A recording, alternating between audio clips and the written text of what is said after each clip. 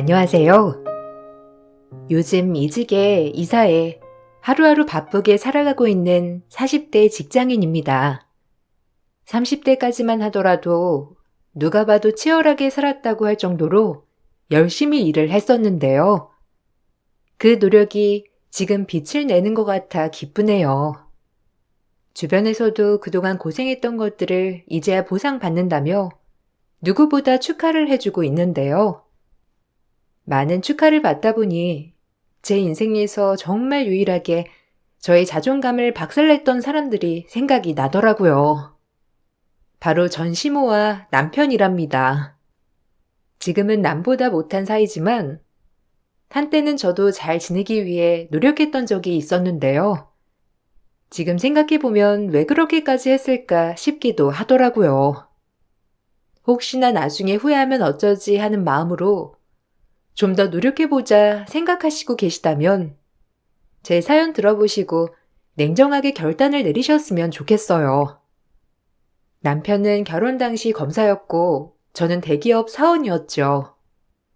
우연히 소개로 만나게 되었는데 저와 남편 모두 결혼을 생각하게 되었답니다. 문제는 시댁이었는데 특히 시모가 결혼을 극구 반대했고 첫인사를 갔을 때부터 난리가 아니었어요. 너 지금 여기가 어디라고 오니? 내가 그렇게 네 얼굴 보고 싶지 않다고 말을 했는데 어떻게 뻔뻔하게 여길 와? 하긴 그 정도 뻔뻔해야 급여도 안 맞는 남자랑 결혼하겠다고 고집 부리겠지. 나는 너 며느리로 인정할 생각 없어. 내가 어떻게 우리 아들을 키웠는데? 감히 네가 우리 아들을 넘보니? 고작 회사 따위나 다니면서 검사 남편을 생각해? 절대로 내가 죽어서도 안 되니까 다신 찾아오지 마. 엄마, 한 번만 얘기 좀 들어봐. 솔직히 우리 집에 수인의 집이 사돈이라는 게 얼마나 대단한지 엄마가 몰라서 그래. 엄마, 수인의 집에서 집이며 뭐며 다 해주신다고 하셨어. 우리 집안 사정으로는 집 한 채 하기도 어렵잖아. 나 이번에 결혼 못하면 아마 평생 결혼이라는 건 꿈도 못 꿔. 그리고 수희 아니면 다른 여자랑 결혼할 생각 해본 적도 없고. 엄마가 이번에는 좀 양보해. 아이고, 정남아. 도대체 왜 이러는 거야? 너 한 번도 엄마 말 어긴 적 없었잖아. 저 덜 떨어지는 애를 만나가지고 우리 아들도 다 망치고 너는 도대체 무슨 염치로 여기까지 찾아와? 그 착한 아들이 엄마 말을 하나도 안 듣겠다고 하는 게 넌 말이나 된다고 생각하니? 이 꼴만 보더라도 내가 너 반대하는 이유를 알겠지? 우리 더 이상 감정 상하지 말고 그만하자. 어머님, 저 정남 씨랑 잘 살게요. 정남 씨도 그렇지만 저 역시 정남 씨와 평생 함께하고 싶어요. 제가 부족하게 보이시겠지만 그래도 앞으로 더 노력하고 노력할게요. 어머님, 너무 저 믿게만 보시지 마시고 지금 당장 결혼 허락해 주시라고 하는 말씀 아니니까 조금이라도 절 한 번만 생각해 주시면 안 될까요? 내가 왜 너를 지켜봐야 하는 거니? 애당초 검사한테 네가 어울린다고 생각한 거야? 우리 집에서 정남이는 얼마나 대단하고 훌륭한 앤지 네가 알아? 너희 집 잘 산다고 해서 내가 뭐 눈 하나 깜빡할 줄 알고? 니네 집 잘 사는 거 아무 소용 없어. 어차피 결혼하고는 남편 피 빨아먹을 텐데 너같이 능력 없는 애랑 어떻게 결혼을 시켜? 죽어도 안 돼. 시모는 끝까지 반대를 했지만 결국에는 아들의 말을 이기지 못하셨죠. 남편은 저와 결혼하는 게 아니라면 검사도 그만두겠다며 나섰고 시모는 백기를 트셨어요. 결혼식 내내 시모의 표정은 좋지 않았지만 결혼하고 나면 그래도 받아주실 거라 생각을 했고 남편 또한 결혼하고 나면 나아질 거라 생각을 했어요. 그렇지만 막상 결혼을 하고 보니 시모의 시집살이는 장난이 아니었습니다. 퇴근 시간이면 시모는 저에게 바로 전화를 해 오셨죠. 오늘 정남이 아침은 뭘 챙겨줬니? 저번에 네가 보낸 사진 보니까 너무 부실해서 안 되겠더라. 아침에는 그래도 든든하게 먹여서 보내야지. 겨우 계란말이에서 먹이는 게 어디 있니? 그리고 반찬은 전날 미리 만들어 놓는 거야? 아무리 그래도 새벽에 일어나서 신선한 재료로 바로 요리해서 먹여야 맛있지. 주부가 그렇게 게을러가지고 어떻게 할 거야? 어머님, 저 매일 새벽에 일어나가지고 밥 새로 하고 있어요. 어머님이 남편 새밥 먹여야 한다고 계속 말씀하셔가지고 저도 신경 써서 하고 있고요. 저도 출근해야 하는데 매일 이렇게 일어나는 건 힘들어요, 어머님. 반찬은 전날 자기 전에 재료만 손질해 두는 거라 아침에 만드는 거나 마찬가지예요. 너무 걱정하지 마세요. 매일 잘 챙겨서 먹이고 있어요. 반찬이 부실하다니까 뭘 잘 챙겨서 먹인다는 거야? 너는 너무 네 생각만 하는 거 아니니? 너 애초에 결혼할 때 나한테 뭐라고 그랬어? 네가 노력한다고 말한 거 아니었니? 어떻게 결혼하기 전이랑 후랑 이렇게 달라져? 난 우리 아들 그렇게 키워본 적 한 번도 없어. 늘 부족해도 아들 먹이는 밥은 내가 어떻게든 신선하고 좋은 재료를 썼다고. 엄마만큼은 못하더라도 어느 정도는 해줘야 하는 거 아니니? 좀 더 노력해. 그리고 이제부터는 매일매일 사진 찍어서 보내렴. 어머님, 사진은 좀 제가 그냥 매일 어떻게 먹었는지 통화하면서 알려드릴게요. 사진 찍어서 보내드리는 건 저도 너무 부담이라서요. 어머님 걱정은 충분히 이해하지만 저도 많이 노력하고 있는데 어머님도 조금만 생각해 주시면 안 될까요? 내가 이 정도로 배려해 준 걸로는 모자란다는 거니? 너는 정말 안 되겠구나. 너 그럴 거면 우리 아들이랑 당장 헤어져. 나 우리 아들 이혼하는 거 하나도 무섭지 않거든? 오히려 너보다 훨씬 더 나은 애 데려다 붙여줄 수 있으니까 자신 없으면 당장 헤어지라고. 시모는 하나라도 마음에 드는 게 없으면 바로 저에게 헤어지라며 화를 내셨죠. 그럴 때마다 난감하기도 했지만 남편은 그런 저를 달래며 조금만 더 시간을 두자고 말을 하곤 했습니다. 사실 시모는 평생을 아들만 바라보며 사셨거든요. 남편 아래로 여동생이 셋이나 있었지만 모두 성인이 되고 나서는 거의 교류가 없을 정도로 시모는 아들만 보고선 사셨답니다.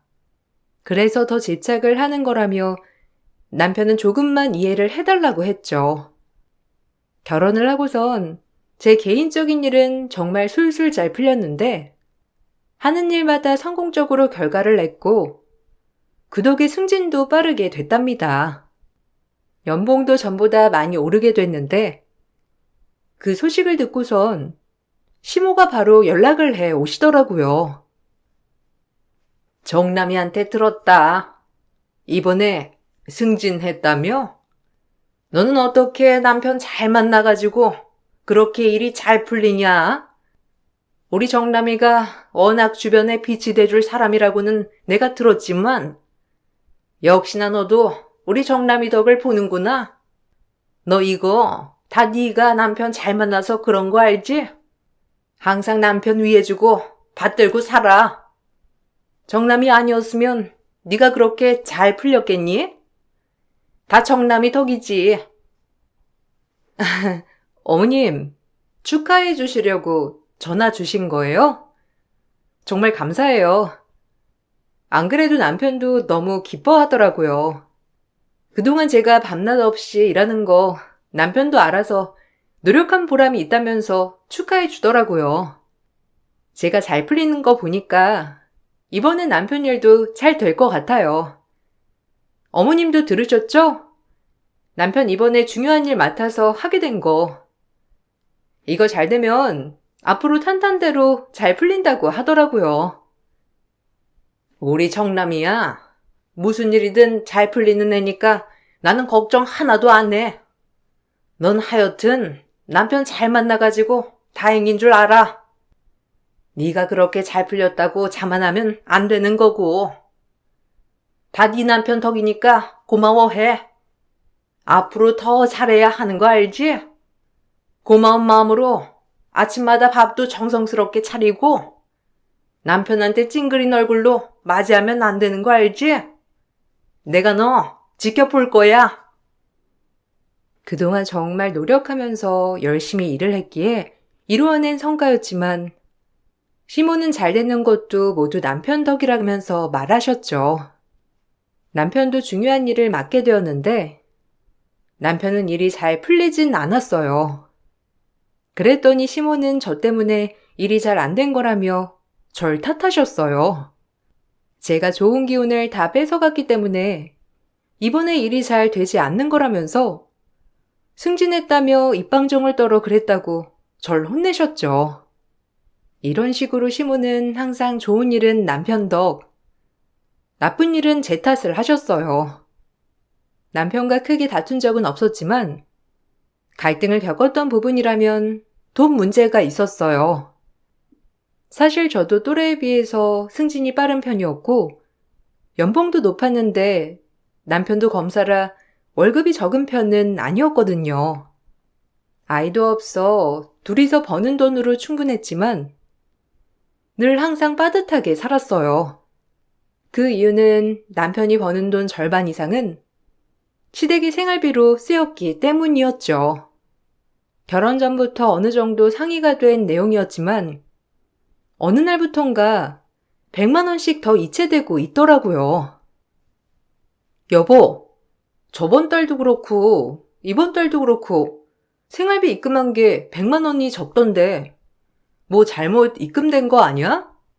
저번 달에는 당신 여기저기 쓸 곳이 많다고 하는 건 들어서 그러려니 하고 넘어갔었는데 이번 달도 100만 원 적게 들어왔네? 혹시 무슨 일 있어? 당신 이런 적 없었는데 갑자기 확 줄어들어서 들어오니 물어보는 거야. 별 말이 없어가지고 혹시나 잊어버렸나 하고. 아휴, 그냥 좀 썼어. 나중에 월급 좀 오르면 더 넣을게. 이번 달에 엄마가 좀 필요하다는 게 있어가지고 내가 사라고 더 드렸어. 당신은 뭐 그런 것까지 일일이 다 감시를 해? 어차피 당신이 넣는 돈만으로도 살 수 있는 거 알고 있잖아. 내가 생활비 좀 안 넣었다고 뭐 얼마나 지장 있다고 그래? 당신 진짜 엄마 말처럼 내 돈 가지고 살림할 생각하고 있는 거 아니지? 일이라도 그만두려고? 아니? 그런 생각 전혀 없는데? 갑자기 왜 그런 소리를 해?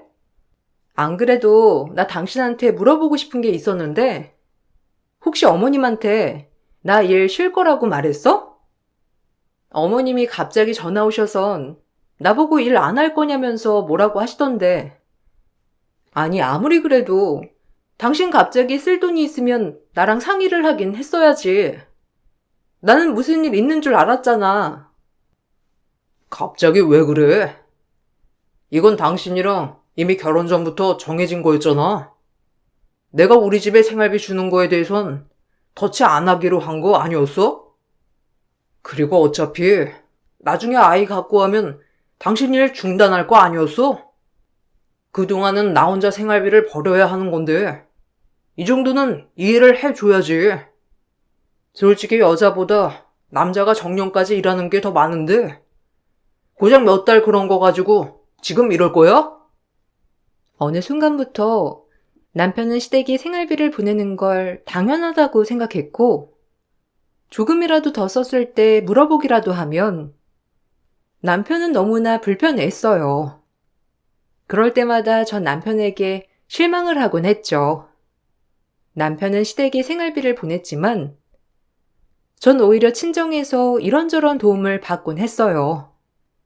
오히려 친정에서는 남편이 불편할까 싶어 친정 행사가 있어도 한 번을 불렀던 적이 없었어요.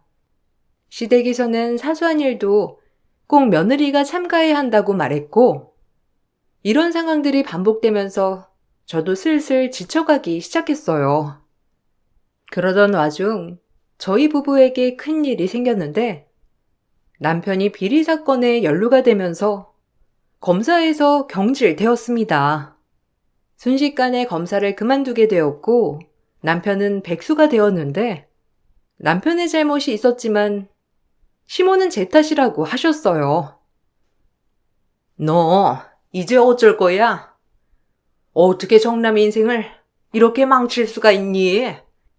집안에 여자가 잘 들어와야 잘 풀린다더니만 어떻게 이 꼴을 만들 수가 있어? 평생 나쁜 짓이라곤 모르던 애가 갑자기 비리 사건에 연루가 된 게 말이나 된다고 생각하니? 네가 옆에서 착한 우리 아들 꼬신 거 아니고? 그러지 않고서야 아들이 왜 그런 일에 연루가 돼? 저도 이제야 알았어요. 남편이 일에 대해서는 저랑 전혀 얘기를 안 나누니까 저도 남편이 그런 짓 했을 거라는 건 전혀 몰랐어요. 어머님, 저도 너무 속상해요. 어떻게 그럴 수가 있어요? 남편 진짜 다 포기하고 나왔대요. 매일매일 아무것도 안 하고 방 안에서만 가만히 있는데 어떻게 해야 할지 저도 모르겠네요. 어머님이 오셔서 남편한테 뭐라고 좀 해주세요. 착한 우리 아들한테 뭐라고 할 게 뭐가 있니? 네가 우리의 잘못 이끄니까 문제가 생긴 거지. 이렇게 된 건 다 네 탓이야. 네가 잘했으면 우리 아들이 유혹이 있더라도 넘어갔겠니? 네가 옆에서 나쁜 얘기들을 하니까 넘어간 거지. 이래서 내가 너 결혼한다는 거 마음에 들지 않았던 거야. 애초에 네 인상부터가 별로였는데 결국에는 이런 꼴이 되는구나. 어머님, 정말 너무하시네요. 저야말로 날벼락이에요. 남편이 벌어놓은 일 때문에 수습해야 할 것도 많은데 지금 저한테 제 탓하시는 거예요? 화를 내고 싶으시면 제가 아니라 남편한테 하셔야죠. 어떻게 저한테 화를 내세요? 시모는 그 후로도 제가 남편을 구박할까 싶으셨는지 자주 신혼집으로 찾아왔어요. 제가 출근하면 시모는 신혼집으로 와 남편 밥을 챙기셨고 제가 퇴근하기 전에 돌아가시곤 하셨죠. 그러면서 제가 살림은 어떻게 하는지 다 살펴보시고서는 절 구박하시곤 했어요. 너는 살림을 하는 거니 마는 거니? 어떻게 갈 때마다 이렇게 엉망진창으로 되어 있어? 네가 그렇게 대충대충 살림을 하니까 애가 하루 종일 쫄쫄 굶으면서 사는 거 아니겠니? 밖에서 일을 하면 뭐 할 거야? 너는 살림을 하는 게 네 일인데 네 일도 제대로 못하면서 어떻게 바깥 일을 한다고 하는 거야? 너 그렇게 엉망으로 살림하면서 우리 아들 구박하는 건 아니겠지? 저 남편 구박 안 해요. 남편이 지금 많이 심란해해서 그냥 두고 있으니까 너무 걱정하지 마세요. 살림은 아직 어머님 성에 차진 않더라도 저도 많이 노력하고 있어요. 그리고 남편도 그렇게 방에만 있는 것보다 좀 나와서 활동도 하고 그러는 게 더 좋아요. 어머님도 계속 밥 챙겨주시려고 오시지 마시고 차라리 시댁으로 와라 하시고 밖에도 같이 나가시고 그러시는 게 좋을 것 같아요. 안 그래도 정신없는 애한테 이리 와라 저리 가라 할 수가 있겠니? 너는 네 남편 불쌍하지도 않아? 그렇게 힘들게 쌓아온 걸 한순간에 무너뜨렸으니 얼마나 상심이 크고 힘들겠어. 그런 애한테 밖에 나가라니 어쩌라느니 그러는 게 어디 있니? 너 절대 우리 아들한테 그러지 마라. 남편은 그 뒤로 몇 달 동안 아무 일도 하지 않고 집에만 있었고 남편이 버는 돈이 없으니 당연히 시댁으로 들어가는 돈도 없었죠. 남편이 보내주는 생활비로 생활을 했던 시모는 몇 달 동안 생활비가 들어가지 않으니 저에게 돈을 달라고 하시더라고요. 그동안 저를 마치 남편 피를 빼먹고 사는 것처럼 말을 하더니만 정작 필요할 때가 되니 저에게 당당하게 생활비를 달라고 하셨어요.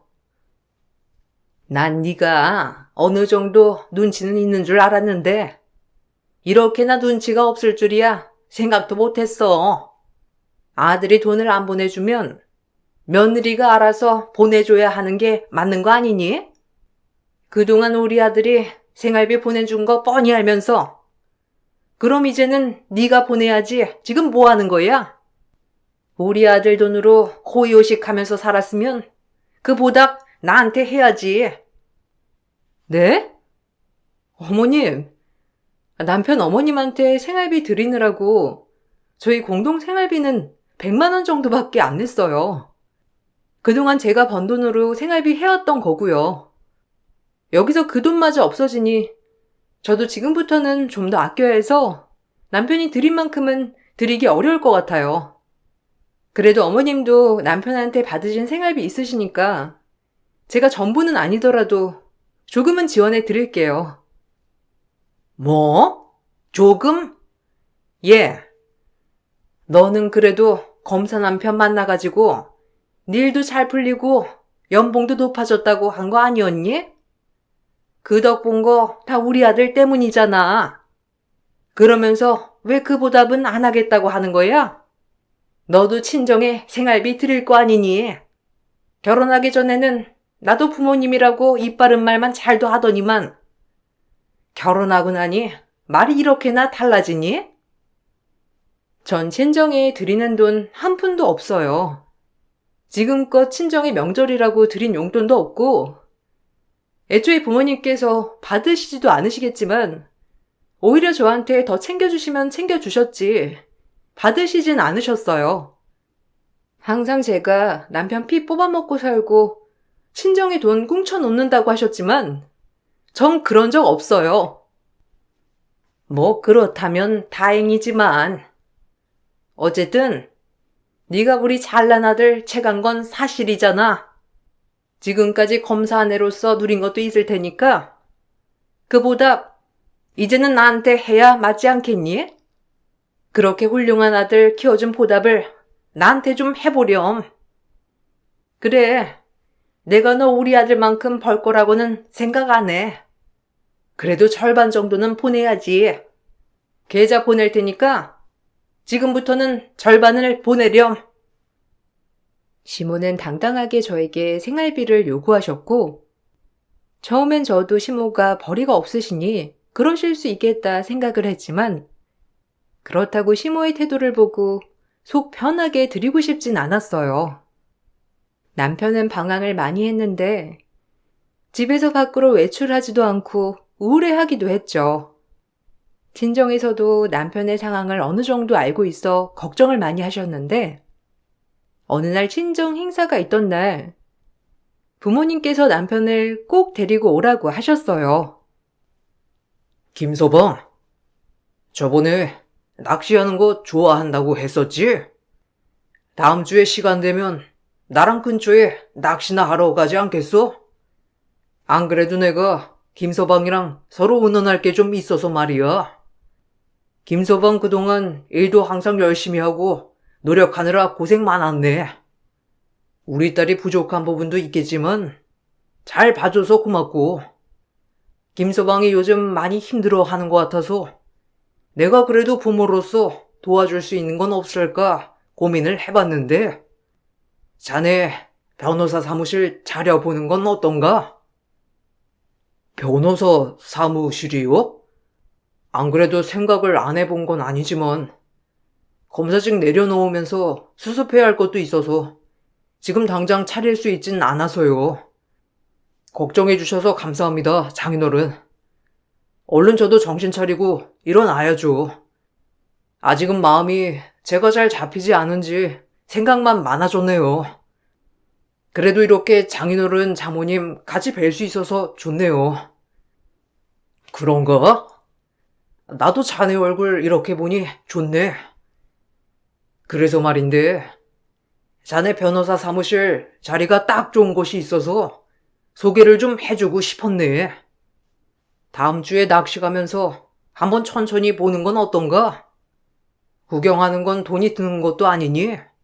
그래도 오랜만에 바깥 공기도 좀 쐬고 나랑 이런저런 얘기도 좀 나누고 그러면서 생각 정리하는 것도 좋을 것 같은데. 자네 힘들고 어려운 건 알지만 자네는 잘하는 사람이니까 잘 이겨낼 수 있을 거야. 자네가 힘든 일이 있으면 언제든지 나한테 편하게 얘기해도 괜찮아. 감사합니다, 장인어른. 그동안 제가 제 일만 신경 쓰느라고 장인어른 장모님도 제대로 못 뵀는데 이렇게 좋지 않은 상황 보여드려 너무 죄송스럽네요. 앞으로 정신 차리고 힘내서 다시 일어서도록 노력할게요. 몇 주 동안 남편은 친정아빠와 낚시도 다니면서 마음 정리를 하더니만 어느 순간 정신을 차리고 변호사 사무실을 열게 되었어요. 처음에는 홍보도 잘 못했고 심지어 남편은 검사였다는 체면 때문에 자존심을 부리기도 했죠. 그렇지만 시간이 지나면서 친정아빠의 도움으로 소개도 많이 받게 되었고 좋은 일들도 많이 연결해 주셔서 차츰 상황이 나아지게 되었어요.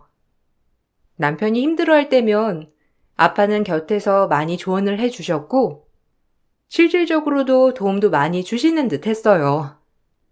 전 그런 친정아빠에게 감사함을 느꼈고 상황이 많이 나아지고 난 후 남편에게 조금이라도 보답을 하는 건 어떠냐 말을 꺼내게 되었어요. 여보, 우리 지금 상황 많이 좋아졌잖아. 그래서 말인데 아빠 이번에 여행 가고 싶으시다는데 우리가 보내드리는 건 어때? 그동안 아빠도 바쁘셔가지고 길게 여행은 못 갔다 오셨다는데 엄마랑 같이 짧게라도 같이 가고 싶으신가 봐. 그냥 다른 건 아니더라도 비행기 표만이라도 해드리면 어떤가 싶어서. 당신도 아빠 도움 많이 받았잖아. 지금 무슨 소리야? 장인어른이 무슨 얼마나 도움을 주셨다고? 장인어른이 그래도 조언도 많이 해주시고 그런 건 있으시긴 하지만 솔직히 그것만으로 이렇게 된 건 아니지. 내가 검사 출신 변호사니까 일이 이렇게 잘 풀리는 거지. 어떻게 장인어른 때문에 이렇게 된 거겠어? 그리고 비행기 표가 한두 푼이야? 지금 내가 잘 풀렸다고 바로 내 돈 쓰려고 하는 거야? 뭐? 당신 어떻게 말을 그런 식으로 해? 아니 나는 당신이 우리 아빠한테 도움 받은 것도 있고 하니까 그걸로 좀 보답을 하자고 그러는 거지. 그리고 당신 저번 달부터 시댁에는 다시 생활비 보내드리던데 내가 매달 우리 집 챙겨주자고 하는 것도 아니고 비행기표 이번에만 해드리자고 하는 거잖아. 근데 그것도 안 되는 거야? 당신 좀 너무한 거 아니야? 아, 알았어. 내가 알아서 잘 챙기지 안 챙기겠어? 우리가 아무리 안정을 찾았다지만 조금 시간은 더 둬야지. 그리고 엄마는 일을 하시는 게 아니잖아. 장모님이랑 장인어른은 다 일하시고 생활하시는데 지장이 없으시니까 일단 급한 엄마 챙겨드리는 거지. 아무튼 내가 알아서 장인어른은 챙길 테니 너무 걱정하지 마.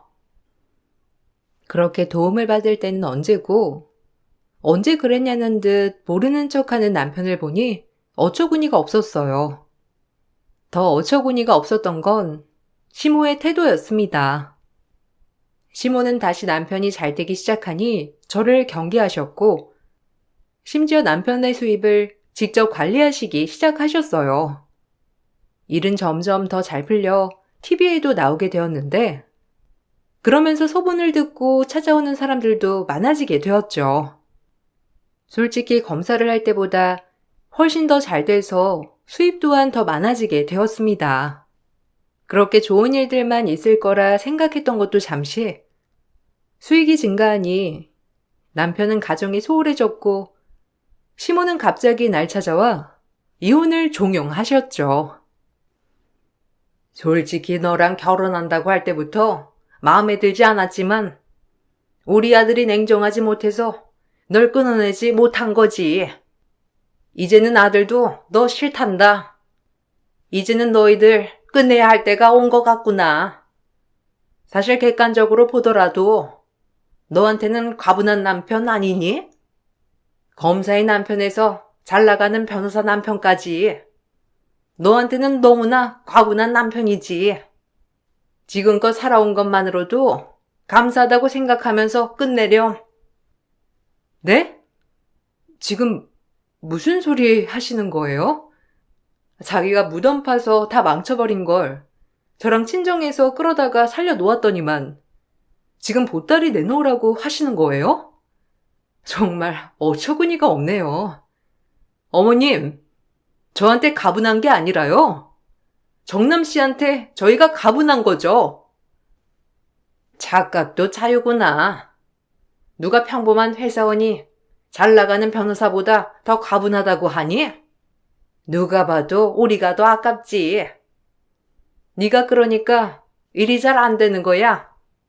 고작 한낱 회사원에서 끝나는 것뿐이지. 우리 애처럼 잘 나가는 애였으면 검사에서 끝나도 다시 변호사까지 시작할 수 있는 거 아니겠니? 솔직히 누가 봐도 우리 아들이 아깝지. 착각은 어머님이 하고 계시네요. 뭐 전 그러시다면 그렇게 하세요. 저야말로 미련 없고 더 이상 애정도 없거든요. 차라리 잘 됐네요. 고민하고 있었는데 더 길게 끌지 말죠. 아참, 사무실은 친정아빠 명의인데 찰거머리처럼 또 붙는 건 아니시죠? 제 말에 시모는 당황하는 듯 보였지만 제가 뭘 착각하고 있는 거 아니냐며 저에게 당장 서류에 도장을 찍으라고 하시고선 자리를 뜨셨어요. 남편 역시 저와 이혼을 하고 싶었는지 바로 합의를 하자고 나오더라고요. 저는 이혼을 확정짓기 전 재산분할과 위자료에 대해서 말을 꺼냈어요. 남편은 무슨 재산분할이며 위자료냐고 펄쩍 뛰었지만 남편이 쓰고 있는 사무실은 친정아빠 명의 건물에 무상으로 쓰고 있었고 거기다가 그동안의 부당대우에 대해서도 증거를 가지고 있어 남편에게 유책 사유를 물을 수 있었어요. 남편은 그렇게 소송을 진행하면서도 절대로 사무실에서 정리를 하지 않았는데 끝까지 버티는 남편에게 전 퇴거 요청을 하게 되었죠. 이혼 소송은 순조롭게 진행이 되었고 그동안 남편이 시댁에만 생활비를 보내왔던 것들, 부당대우를 했던 언행들이 증거로 남아 있었기 때문에 위자료를 받고 이혼을 하게 되었죠. 문제는 사이가 정리된 후에도 남편이 사무실 정리를 하지 않았다는 거였는데 어느 날 남편은 저에게 연락을 해왔습니다. 저기, 내가 안 그래도 할 말이 있었는데, 장인어른은 내 전화를 전혀 받으시지도 않으시고, 계속 내용 증명만 보내셔서 말이야. 보니까 그동안 무단 점거에 대한 비용을 내라고 청구까지 하셨던데, 당신이 좀 장인어른께 말씀을 드리면 안 될까? 내가 지금 그 돈을 내고 싶어도 사정이 생겨서 못 내. 그러니까 당신이 조금만 도와줘. 내가 왜? 내가 왜 그래야 하는지 모르겠는데?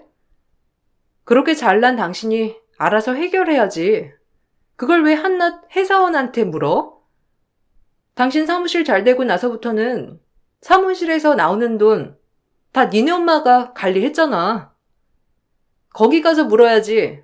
왜 나한테 물어보냐고. 전화 잘못했니? 아니, 사실 엄마가 돈들 다 모아가지고 투자를 좀 하셨나 봐. 우리 엄마 알지? 뭐 하나 꽂히면 앞뒤도 안 보고 들이대는 거. 투자할 때도 그러셨는지 뭔가 잘못된 곳에 투자를 하셔가지고 다 날리셨대. 그래서 모아둔 돈이 하나도 없으시다는데 어떡해. 일단은 사무실은 내가 조만간 빨리 정리할게. 그럴 테니까 비용은 조금만 더 시간을 주면 안 될까? 참나, 그렇게 잘난 척 하더니만 난 모르겠고, 알아서들 해결해.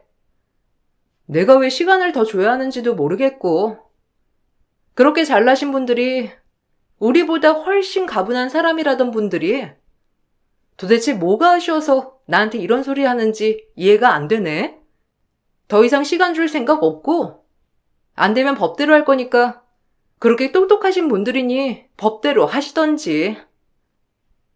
그렇게 소송을 진행하고 나서 남편은 거의 쫓겨나다시피 나가게 되었고, 당연히 그동안 미청구된 비용에 대해서도 청구가 들어가게 되었죠.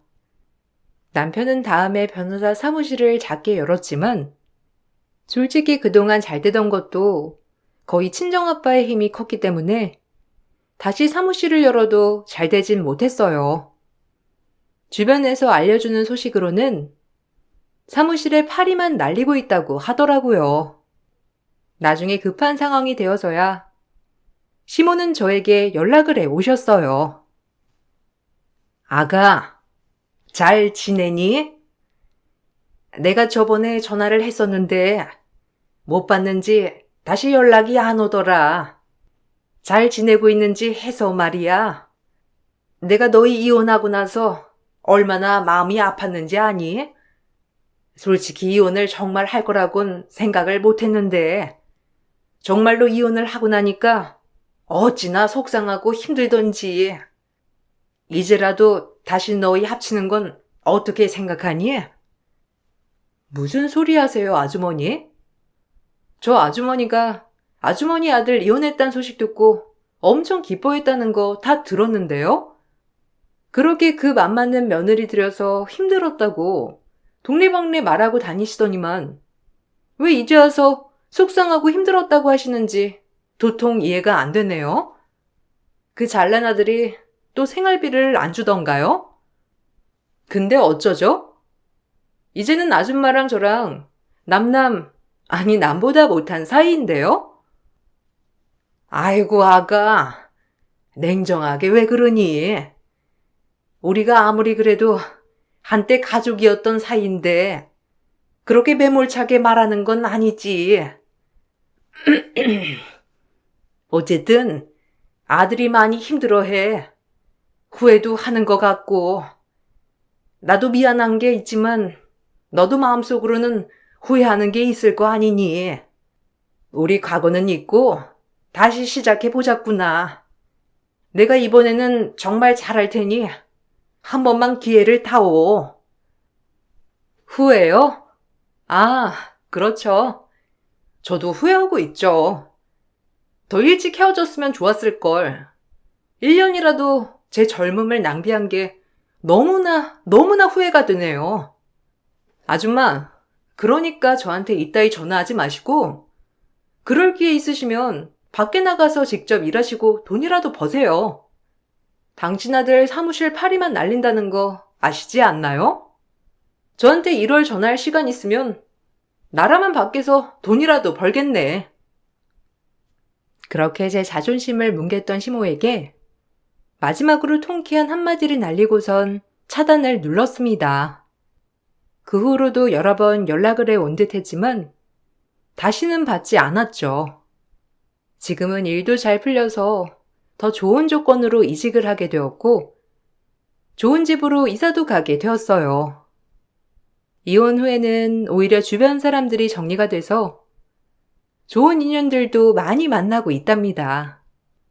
사람의 운명은 곁에 있는 사람의 영향도 받는다는 게 맞는 것 같아요.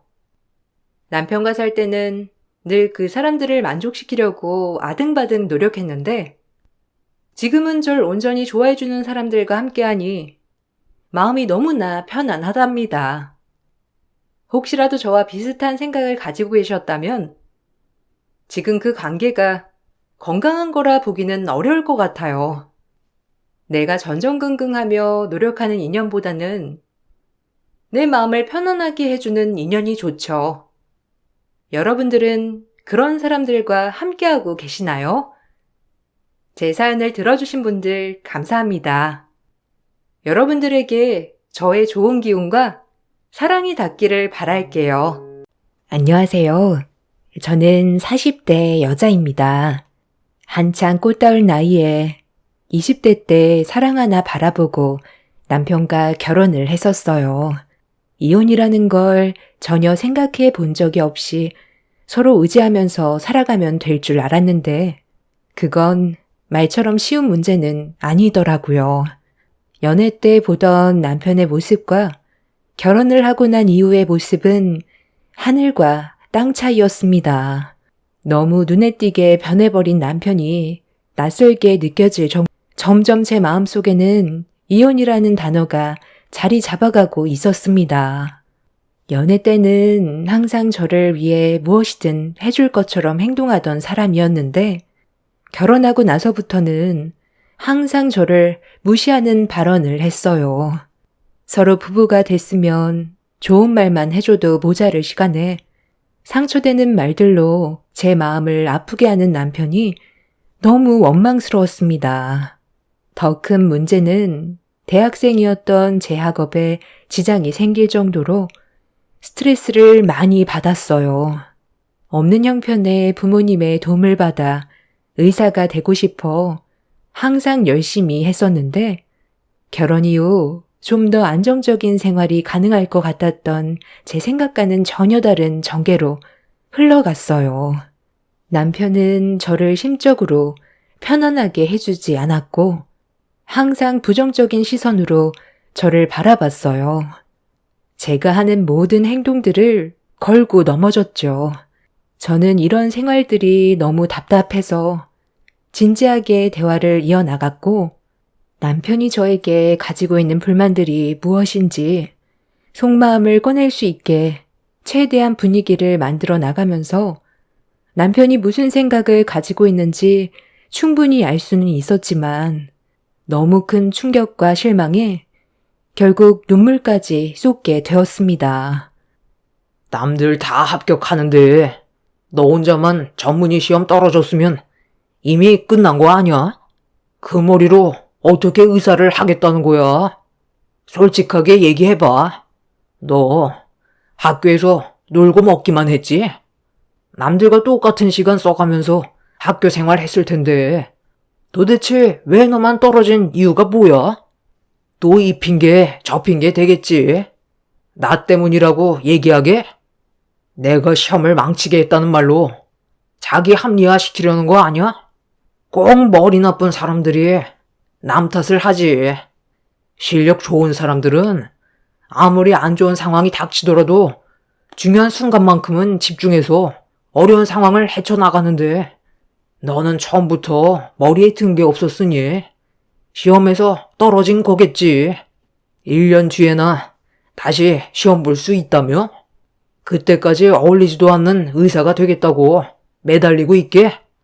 그냥 내가 아는 사업 도와주는 게 현실적으로 서로에게 좋지 않을까? 그 머리로 그만 때려치우지 그래. 장인 장모님도 당신한테 얼마나 많은 실망을 했겠소.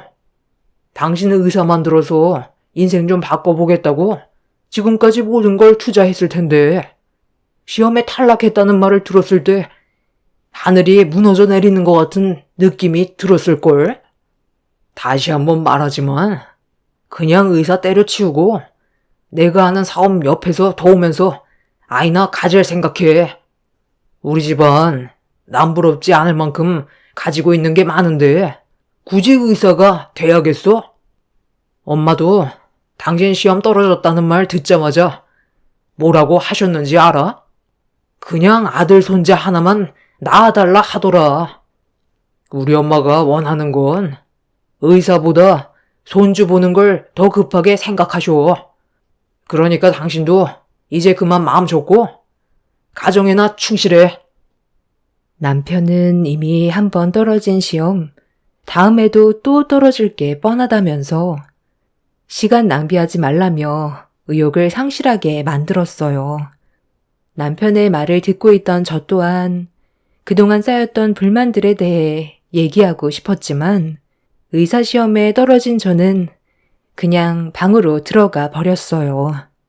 시험에 떨어진 것 자체가 저에게 너무 큰 충격이었고 부모님께 많은 실망을 안겨드린 것 같아 정신적으로 너무 힘든 순간들이었어요. 다시 제 시험을 보기 위해서는 그만큼 시간도 많이 필요했고 자신감이 떨어진 만큼 다음번엔 잘할 수 있을지 그것 또한 확실하지 않아 고민이 많았었는데 엄마는 저에게 기회는 또 있을 거라며 위로의 문자를 보내주셨습니다. 그래도 의사가 되기 위해 힘들게 달려온 시간들이 있는데 시험 한 번 떨어졌다고 좌절하기보단 좀 더 철저하게 준비를 하기로 결정을 하게 되었습니다. 그래서 다음날 남편한테 다시 얘기했어요. 그동안의 시간들이 아까워서라도 시험을 또 봐야 할 것 같다고 최대한 좋게 대화로 풀어나갔습니다. 그런데 갑자기 신문을 보고 있던 남편이 신문을 돌돌 말더니 갑자기 제 머리를 신문지로 내려친 뒤 얼굴을 붉히면서 막말을 퍼붓기 시작했어요. 내가 전날에 했던 말 벌써 까먹은 거야? 아니면 그냥 한기로 흘려버린 거야? 너, 나 지금 무시하냐? 분명히 얘기했을 텐데. 전문의가 개나 소나 되는 줄 알아? 시험에서 떨어진 것부터가 너는 이미 자격이 없다는 건데 계속 헛발질만 하면서 살 거야? 우리 엄마가 말한 대로 아이 가질 계획하고 내 사업 도와주면 되는 거야. 여자가 집안일만 잘해도 집안이 화목해지고 충분히 인정을 받을 수 있다고. 괜히 고집만 부린다고 되는 게 아닌데 왜 이렇게 미련을 못 버려? 대학 나온 여자들이 왜 취업 안 하고 결혼해서 애 낳고 살아가는지 알아? 그만큼 여자가 사회생활 하기에는 이 세상에서 바라보는 시선이 평등하지가 않아서야. 당신이 아무리 발버둥 쳐도 밖에 내던져지면 우물안 개구리밖에 안 되는 거라고. 사업 도와주는 게 싫으면 그냥 내가 벌어오는 돈 쓰면서 앞으로 태어날 아이랑 잘 살면 그게 성공한 인생인 거야. 내 말 무슨 뜻인지 이해했지? 우리 엄마가 오늘 산부인과에서 검사 한번 받아보자고 했으니까 이따가 당신한테 연락하면 그때 약속 잡아. 당신한테 나는 그냥 아이 낳고 집안일이나 하는 주부로 살면 만족하는 거야? 세상이 아무리 살기 힘들더라도 나 또한 꿈이 있어. 어제 너무 충격받아서 얘기를 안 했지만 나 그동안 당신한테 쌓인 게 너무 많아서 스트레스를 많이 받고 있었어. 그러다 보니 시험 준비에 온 정신을 쏟을 수 없었고 당신이 나한테 항상 부정적인 시선으로만 바라봐서 자신감 또한 낮아졌었다고. 내 옆에서 응원해주고 심적으로 편안하게 만들어줬다면 시험에 합격했을지도 몰라. 내가 떨어지게 된 건 전부 당신 때문이야. 당신은 나 사랑해서 결혼한 거 아니야? 좋은 말 해주는 게 그렇게 힘들어? 나는 뭐 이런 삶을 살고 싶어서 이러고 있겠어? 나는 아직까지 아이 가질 생각 없고 다음 시험 준비할 거야. 이번에는 철저하게 계획해서 꼭 합격할 거니까 시험 보는 날까지 나한테 상처 주지 마. 그리고 당신이 뭔데 신문지로 내 머리를 내려쳐? 당신도 한번 똑같이 당해봐. 이게 얼마나 기분 나쁜지 알아? 당신이 하는 그 사업도 아버님 밑에서 배운 거잖아. 태어날 때부터 금수저였던 당신이랑 나는 바라보는 시선부터가 다르다고. 내가 의사가 돼야 우리 집안이 살아갈 수 있는 거고 앞으로의 삶이 변화될 수 있기 때문에 나는 꼭 의사가 되어야 한다고.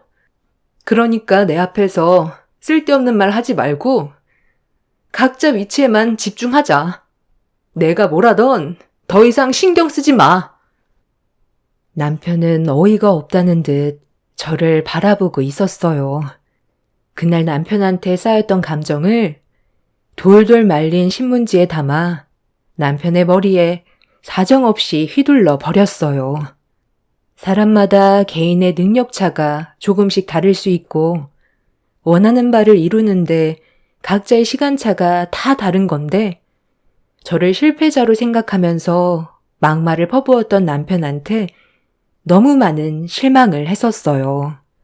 저보다 5살이나 인생을 더 살았으면 그만큼 저를 이해해 줄 수 있을 줄 알았는데 남편은 되려 자기가 계획했던 틀 안에 벗어났다는 거에 화가 머리 꼭대기까지 올라왔는지 본인이 생각하는 대로 움직이지 않는다면 더는 함께 살아갈 수 없을 것 같다고 이혼을 통보했어요. 남편과 결혼 2년 만에 이혼 얘기를 듣게 되었고 저 또한 남편이 제 인생에 좋은 영향을 줄 것 같지는 않아 한치의 고민도 없이 남편의 말에 동의했습니다.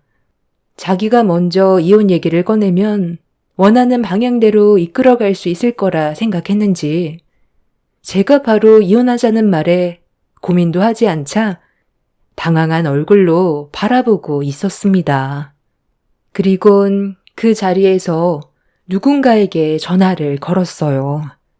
수화기에서 들려오는 목소리를 듣자마자 시모라는 걸 단번에 알 수 있었고 남편은 어제부터 다음날까지 있었던 일들에 대해 전부 다 설명하면서 이혼 얘기까지 나왔다고 하자 시모가 저희 집으로 직접 오겠다는 말을 했어요.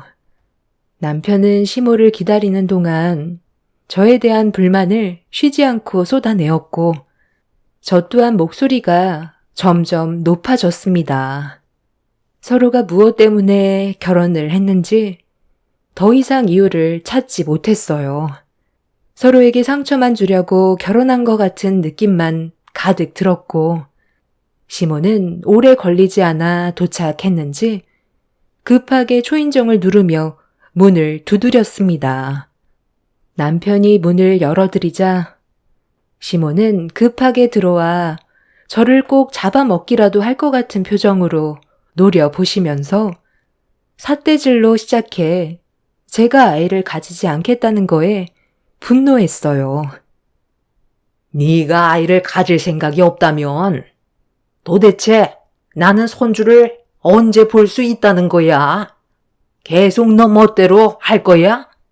처음 너를 내 아들과 결혼을 시켰던 이유는 그래도 의사가 되려고 열심히 준비하는 모습에 의사 며느리 볼 수 있을 것 같아 허락을 한 거였는데 시험에서 떨어졌다는 말을 들었을 때 얼마나 실망을 많이 했는지 알아? 어차피 며느리로 받아들인 거 네가 의사가 되지 않아도 손주들만 낳아주면 나는 그걸로 만족하면서 살아갈 수 있을 것 같아. 내 아들을 통해서 전달해 준 건데 또 시험 준비를 하겠다고? 그럼 나는 도대체 언제 손주를 볼 수 있는 거니? 내년에 네가 합격할 수 있다는 보장이 어디 있어? 그때도 떨어지면 1년의 시간 그냥 허비한 건데 내가 그 꼴을 또 봐야 한다는 거잖아. 사람 인생 어떻게 될지 아무도 모르는데 손주만 못 빠지게 기다리고 있다가 결국 한 번도 안아볼 수 없이 내 몸에 문제가 생겨서 먼저 세상 떠나면 편히 눈을 감을 수 있을 것 같아? 눈 감기 전까지 너를 원망하겠지. 나는 그런 불행한 삶을 원하지 않는다고. 방금 이혼 얘기까지 오고 갔다면서. 제가 먼저 이혼하자는 말을 꺼냈는데 눈 하나 깜빡하지 않더라고요. 만약 내년에 또다시 시험 봤는데 떨어지면 엄마 말대로 그 시간 너무 아깝잖아요. 멍청한 머리로 의사가 된다 한들 환자를 제대로 볼 수나 있겠어요? 결국 망하는 꼴이 되겠죠. 그런 걸 두 눈으로 보고 있을 바엔 차라리 그냥 이혼하고 다른 여자 알아보는 게 좋겠어요. 좀 더 현명하고 엄마가 원하는 대로 손주들 순풍순풍 낳아서 가정에 충실한 그런 여자가 데리고 살기에는 편할 것 같아요. 의사 며느리 얻어보겠다고 했다가 손주 한번 안겨드리지 못한다면 저도 너무 마음이 아플 것 같아서요. 저희가 부족한 것도 아닌데 뭐하러 마음에도 없는 사람 끼고 살아요? 이참에 그냥 이혼하는 게 좋지 않겠어요? 시간이 흐를수록 저희만 피해보는 거잖아요. 당신처럼 이기적인 성격을 가진 사람 처음 봤고, 더는 대화 자체가 통하지 않을 것 같으니까 그만 끝내자고. 이혼하고 각자 인생 살면 되는 거야. 어차피 애도 없는데 어려운 결정도 아니잖아? 그러니까 어머님도 이 사람처럼 저한테는 기회조차 줄 생각이 없다는 거네요. 당신은 그동안 살면서 단 한 번도 실수한 적 없이 살아왔어? 어머님도 마찬가지예요. 완벽한 삶 살아간 것처럼 말씀하시는데 어머님 인생에 오점 하나 없을 것 같아요? 얼마 전에 어머님 운전 좀 해보겠다며 필기시험 봤는데 어떻게 됐어요? 결국 5번이나 떨어지고 포기했잖아요. 아버님이랑 같이 차 타고 싶지 않다며 운전면허 따서 본인이 운전하고 다니는 게 속 편할 것 같다더니 필기시험에 계속 떨어진 이후 자존감 하락으로 한동안 우울증까지 왔었잖아요. 그때 제가 어머님한테 안 좋은 말 한 적 있었어요? 다음번 시험은 꼭 합격할 거라면서 좋은 말을 아끼지 않았었는데 어머님은 어떻게 저에게 2번의 기회는 주지 않으려는 거예요? 저 그동안 정말 상처 많이 받았어요. 저 사람이 맨날 저에게 뭐라고 하는 줄 아세요? 핏줄이 좋은 집안도 아닌데 의사가 될 수 있을 것 같냐고 멍청한 머리로 절대 시험에 합격하지 못할 거라며 부정적인 말들만 늘어놓았다고요. 저 이 사람의 아내이자 어머님 며느리로 들어왔어요. 이혼하기 전까진 한 가족이나 다름없다고요. 그럼 서로 믿어주고 좋은 말 해줘야 되는 게 맞는 거잖아요. 시모와 남편을 상대로 제가 가진 불만들을 전부 다 털어놓았고 이혼하겠다는 말에 이렇게 무시당하면서 살 바엔 하루라도 빨리 각자 갈 길 가는 게 현명할 것 같아 고민하지 않고 이혼을 결정했어요. 그렇게 지긋지긋했던 시댁 집안과의 연을 끊어내 버렸고 저는 남편과 이혼을 하게 되었습니다.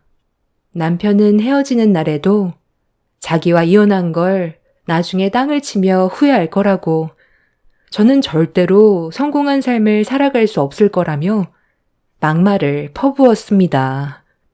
그렇게 남편과 이혼을 하게 된 이후 2번 다시 얼굴 볼 일은 없었어요.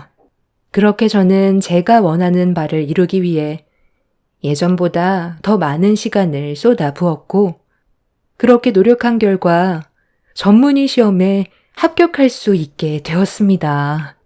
만약 남편과 이혼을 하지 않고 시험을 준비했었다면 저는 또 탈락을 했을지도 모르지만 이혼을 하고 나서 심적으로 안정을 되찾게 됐는지 시험을 보는데 전혀 떨리지도 않았었어요. 시험이 끝났을 때도 또다시 떨어질 것 같은 불안함보단 합격할 수 있다는 확신이 들었습니다. 그렇게 저희 가족이 간절히 원하던 의사의 꿈을 이룰 수 있게 되었고 정신없이 살다 보니 어느새 제 나이는 40이 넘어가 버렸어요. 부모님은 좋은 남자와 결혼하길 원하셨지만 제가 40이 넘어가는 동안 남자를 만나지 않았던 건 과거에 겪었던 아픔들이 결혼 생활이라는 거에 질려버려서 저 혼자 사는 게 스트레스 안 받고 훨씬 더 행복한 삶을 살 수 있다는 걸 많이 느끼게 되었던 터라 결혼이라는 단어는 제 머릿속에서 떠난 지 오래였어요. 그리고 제 직업 특성상 누군가를 만나 좋은 관계를 유지할 수 있을 정도로 한가하지 않았어요.